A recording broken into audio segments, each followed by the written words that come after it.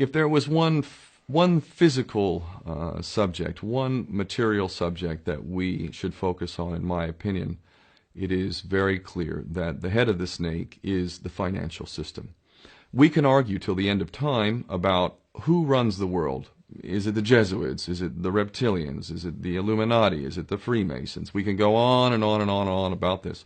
But I don't think it is reasonable to even begin arguing about the mechanism that is used to exert this control. The mechanism is finance. The whole point of finance is to indebt, otherwise to enslave. What is a mortgage? I mean, what does that stand for? It's a death grip. So when you get a mortgage, you have a death grip held over you because you are in debt. You don't even own the house. The bank owns the house that loans you the money to buy the house, unless you're fortunate enough to have all the money to buy it outright. And even then, you can be taxed by the government, and if you fail to keep up with those taxes, the government can then take it from you. The whole system is based on a financial fraud, which effectively takes the power that we have, and it gives it to a tiny group of individuals who are running the world through the control of finance. With the infinite supply of money that we have allowed them to take, they have literally an infinite supply of money, and with that money, and from their psychopathic point of view, they have bought everything and everyone who can be bought. So those of us who cannot be bought, because we operate on a level that goes way beyond the material, we are not rewarded for such behavior, we are punished for such behavior. And the most slovenly, disgustingly criminal, pedophilia, corrupt moral individuals, those are the ones that are rewarded in this system, which is upside down. We reward the pedophiles, we reward the corrupt, we reward the liars, we reward the people with no morals at all, and usually we compromise them under this system in terms of maybe a videotape. Maybe Barack Obama is gay. The we have videotape of him having sex with another man, or perhaps some other acts that may be not so popular amongst many of the electorate. Or maybe we have videos of political leaders having sex with little boys or little girls. If I was in charge of the world and I was a psychopath and completely drunk on my own power, you can bet damn sure that's what I would do. I wouldn't allow anyone in a position of power who wasn't completely compromised.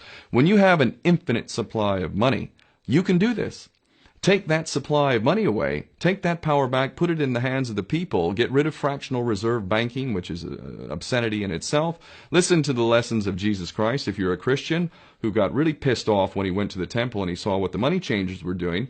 Let's take back control of the issuance of money, and not just on a national level. I'm happy to see in Denmark that you have your own currency, you don't have the euro, but on every country's level, they should be issuing their own currency in a transparent, non-usury based way in which it really, truly benefits the people. And in that way, we can literally free ourselves of the banking debt which is drowning us all, and we can stop scrambling for the crumbs from the table of these filthy rich psychopaths and live in a state of abundance just by changing this one thing. And I'm not just talking about abundance for Western nations who have an artificially inflated value with their currencies. We all in the West are guilty of having that reward while the rest of the world is sucking on it.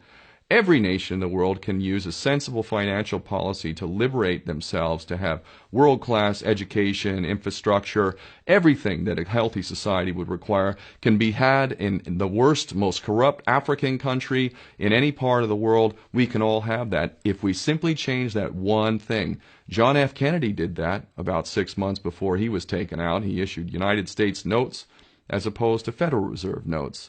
I can assure you the powers that be knew the power of that act, and they took him right out. So the bottom line is, if we as people understand this very simple principle, just this one thing, change this one thing, we can solve every other problem you can name. I don't care what the problem is. I can bring it back to the financial system and an infinite supply of money for a bunch of psychopaths who are running the world, as opposed to an abundant supply of money for all of us. So in that sense, I'm very optimistic.